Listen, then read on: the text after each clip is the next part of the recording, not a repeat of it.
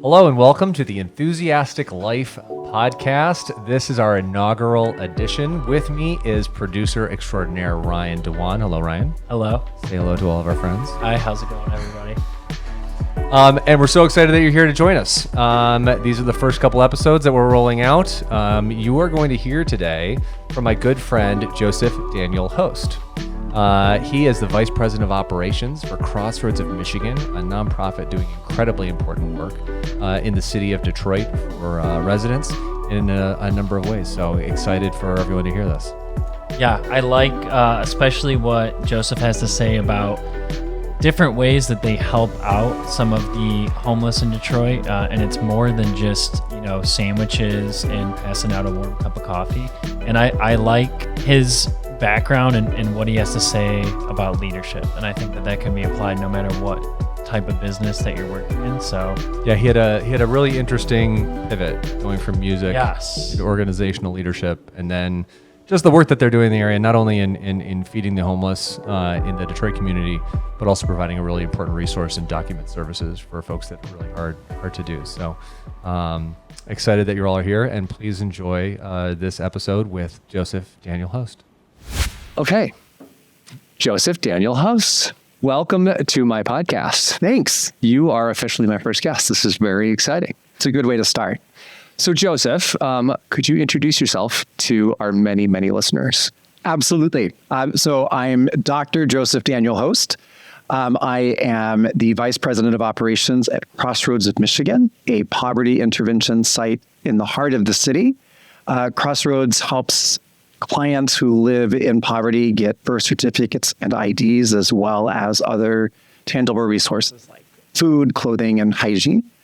We also host the only hot Sunday meal served in the city of Detroit. We have served a meal every Sunday for 47 years, with the exception of 2 Sundays during COVID. So, it's a pretty impressive. We're one of the oldest nonprofits in the city. We've been around for 53 years. That is very, very cool. And how long have you been with Crossroads now? I've been with Crossroads coming up on 2 years. Okay. I went to Crossroads in November 2023.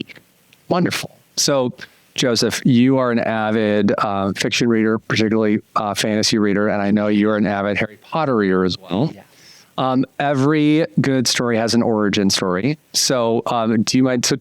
How did we meet? How did we meet? What is our origin story? What is our origin story? So speaking of COVID, at that time, I was working at Christchurch Grosse Pointe as one of the senior administrators. And during COVID, we pivoted to a lunch program for children in the Jefferson-Chalmers area. And we packed lunches and we assembled care teams that would come pick the bags up and carry them off and drop them on doors in the Jefferson-Chalmers area.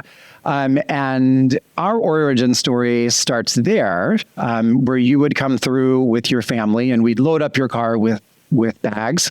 And as the program grew, you volunteered to help be part of the loading team. And we started hanging out in gross violation of all social distancing orders, hanging out outside at least. I'd like to think that we were pretty good about, I remember in the very beginning, I think we were hanging out outside with masks on. Yes. Right. And then we did a pretty good job of keeping about 6 feet apart. And that's fair. You were kind enough to bring coffee. Yes, it was our Saturday morning coffee. Yeah. So we pivoted that Kelly and the family would pick up all of the bags and they would do the delivery. And then you and I would sit and talk about whatever was on our mind, and sort of maybe even the beginning of a podcast. Similar. Interesting how you bring that full circle. Yeah. So that's our origin story. Now, your background is not in the nonprofit space. That is correct. So tell me, your background is in music. It is. So tell me a little bit about that. So my origin story starts on a cold December morning in Texas. I'm originally from Texas. I did my schooling at Baylor University in Waco. I was, at age 10, I knew that I wanted to be a musician. And I was singularly focused on that. At the time, I wanted to be a band director. That changed, but I never lost my interest in being a professional musician. Undergrad at Baylor in organ performance, I'm a pipe organist. Came to Ann Arbor for graduate school at the University of Michigan. I did a master's and doctorate in organ there, as well as a master's in carillon. At the time, I was the second person in the United States to have a master's of music in carillon. Now, not everyone might know what a carillon is. Could you share? Yeah. I am fortunate enough to know it, but what is a carillon? So carillon are the large bells on top of Burton Tower. The University of Michigan has two, Burton Tower and then Laurie Tower up on the North Campus. And carillon is a collection of large tuned bells that are played manually on a keyboard. I do not endorse a degree in carillon performance. No shade to the University of Michigan, but it is a piece of paper that just hangs on my wall. It's a good story. So I spent 25 years as a professional musician, working full-time in the church, as a church musician, in academia, as a professor, and a performer. I still perform. In 2017, I got tired of the gig life. I was a 100% gig employee, piecing my life together with a bunch of 1099s. And was ready to have a job. And so I moved to the administration position at Christ Church Grosse Pointe, which I had a long relationship with as a musician. And as a church musician, so it worked. It was an organic move for me.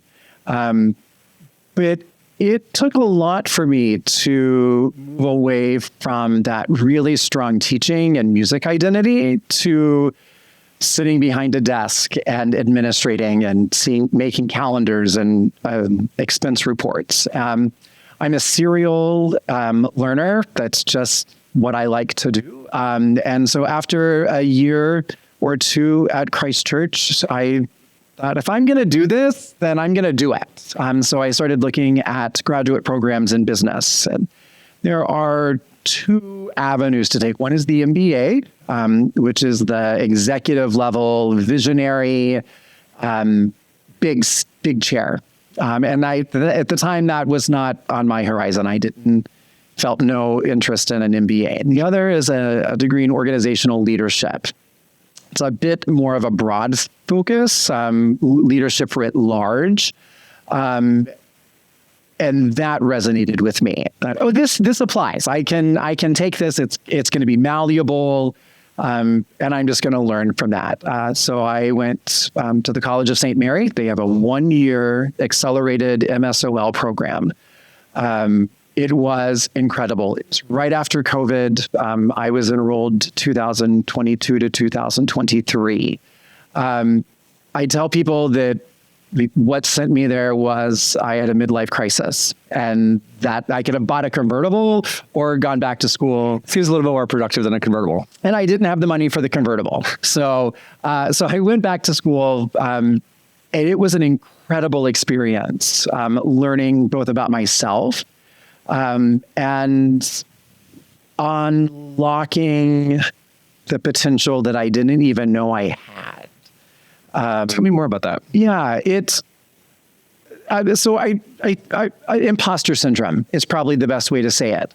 At the time, I had crippling imposter syndrome, even though I didn't even know what it was.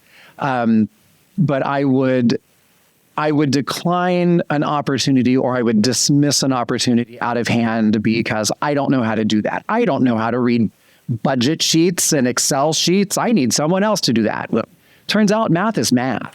And so diving into organizational leadership was the path I needed to overcome my imposter syndrome. And to realize in myself that I had all of the necessary qualities to be a leader. And I now firmly believe that everybody has the qualities necessary to be a great leader.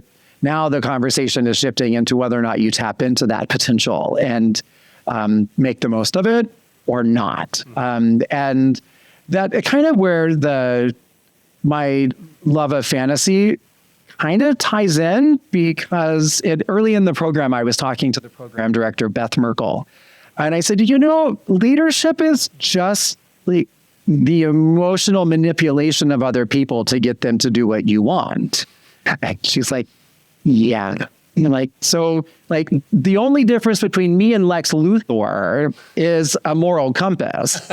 And she's like, yes. And like, at its heart, that's it, right? Leadership is casting a vision and engaging followers to buy into that vision and to enact it. And so I use my powers for good. These are not the droids you're looking for. Absolutely, right?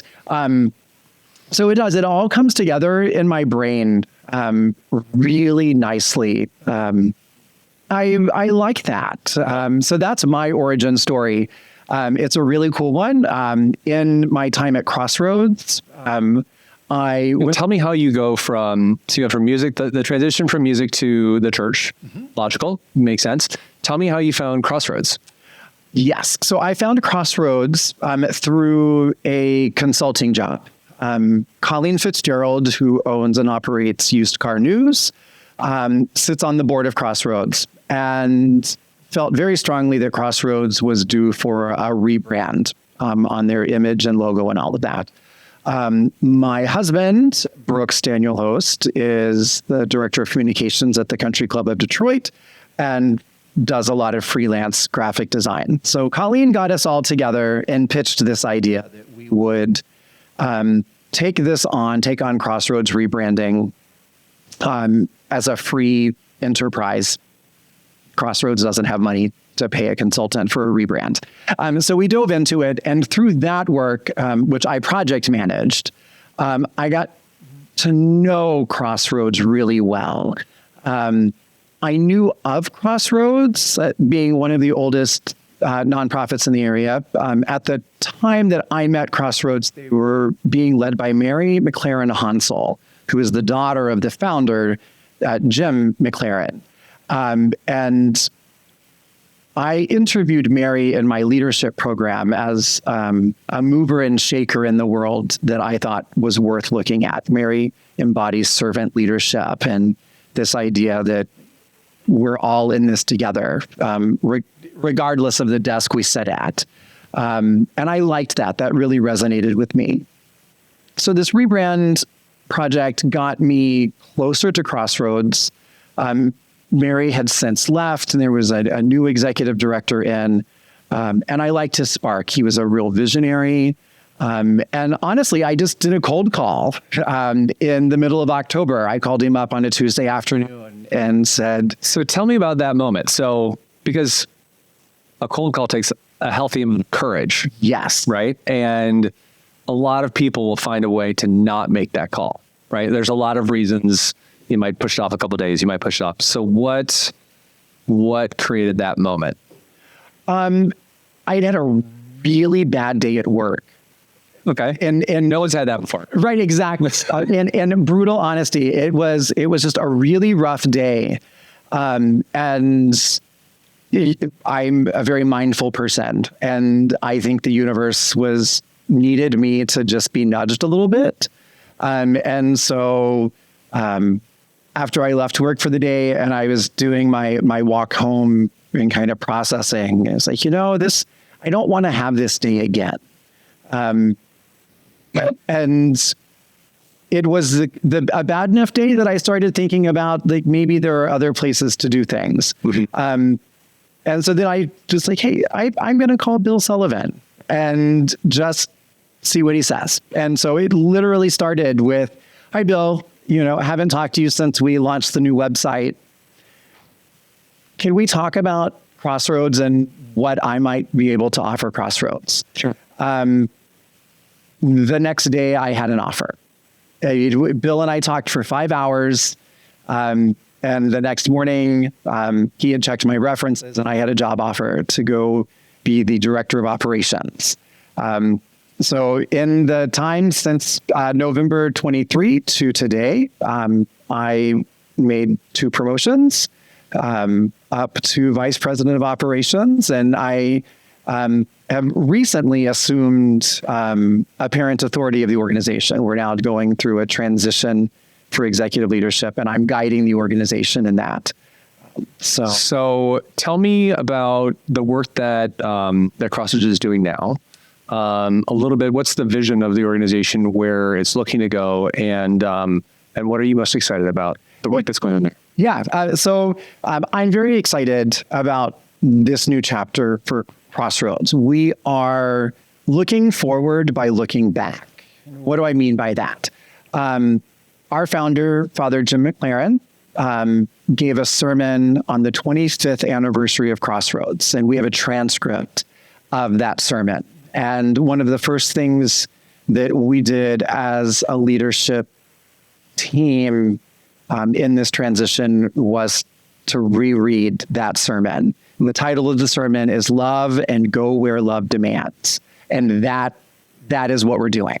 That has I love that. re-energized all of our work. And so we are looking at everything within the organization and ensuring that it directly aligns with that mission.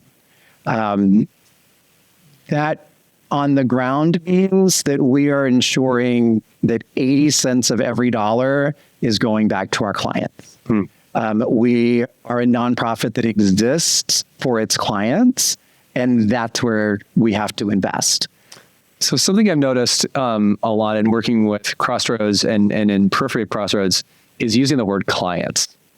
Why is that? We call them clients because we're a business. Customers, to me, give some sort of monetary transaction, and our client base doesn't have money. And we are a one-way transaction where we provide the resource to the client. I will often internally call them guests, but I like client. It gives a humanity. You know, I came here to your office and I'm a client of yours. There's a privilege and a status that comes with that. Our client base navigate lots of agencies that call them homeless, that call them numbers, and call them things we can't say into a microphone. And so Crossroads, one of its first objectives was to provide humanity to a swath of society that is often dehumanized. And so that's, when you come into the Crossroads building, you will hear us refer to everyone as clients, and you will hear us talk to our clients by name. We know their name. We extend the honorific of Mr. or Mrs. to them and call them by their family name until they offer the kindness to us, call me Brendan, call me Joseph. Right. But we are very intentional that when you are in our building, you are our guest, you are a human being, and we give you that space to be that person without judgment. We have clients that we see very regularly that come in for food every week, every 2 weeks. Every time they come in, we have a conversation with them. How are things going?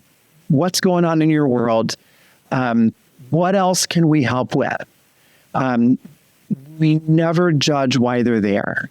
We always try to crack the egg or open that door a little bit wider in the hope that that client will share.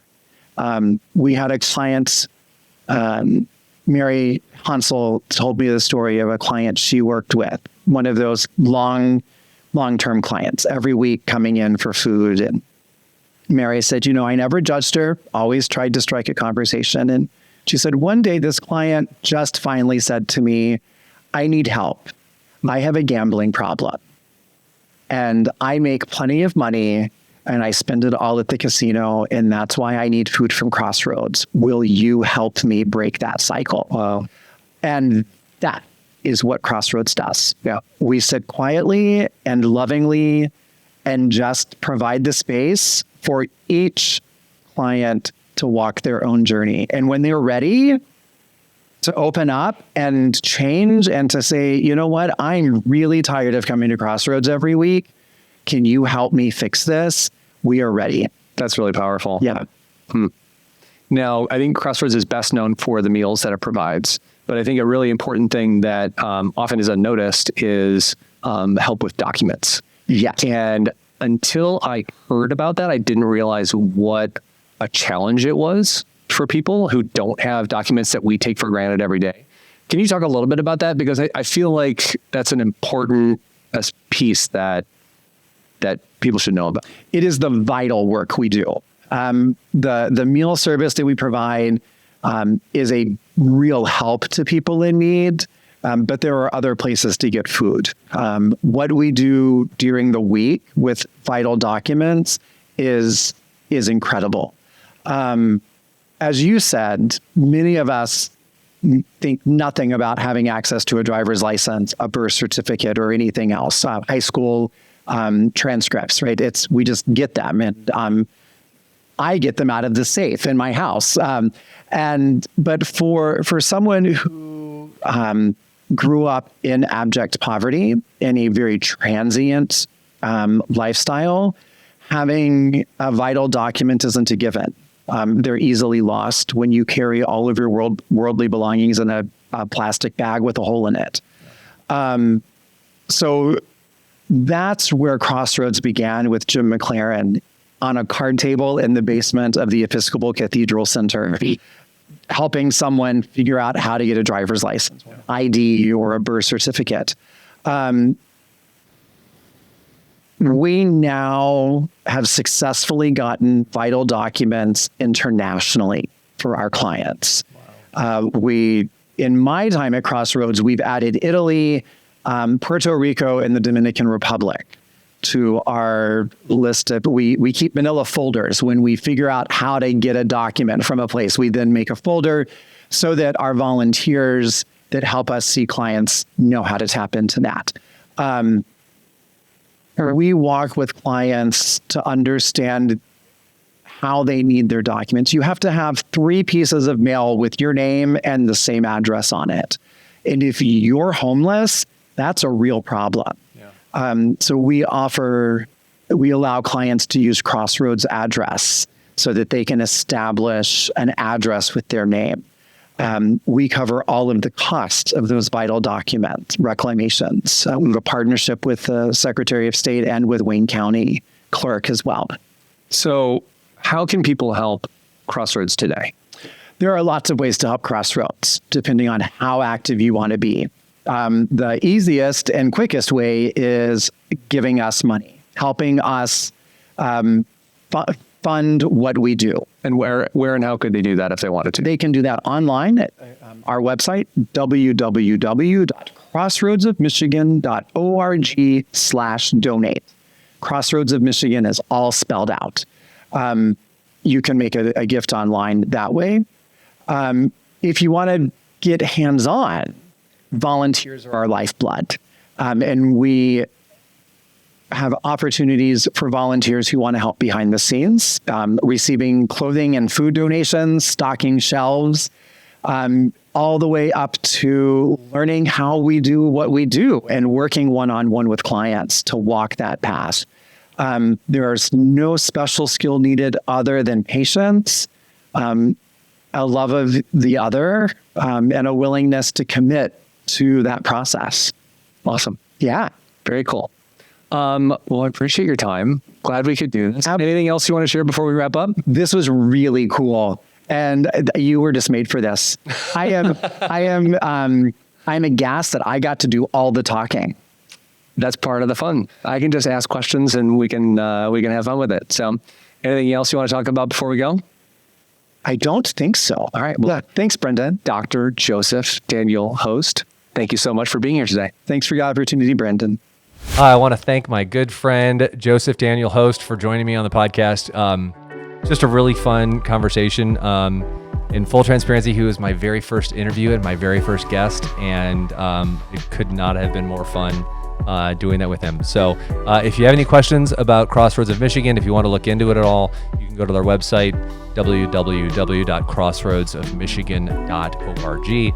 Again, that's www.crossroadsofmichigan.org. I'm officially dating myself by adding the www. That just shows what generation and how old I am. And my millennial producer is laughing at that. So thank you, Ryan. I appreciate that. So thank you all for joining, and we'll look forward to being with you next time.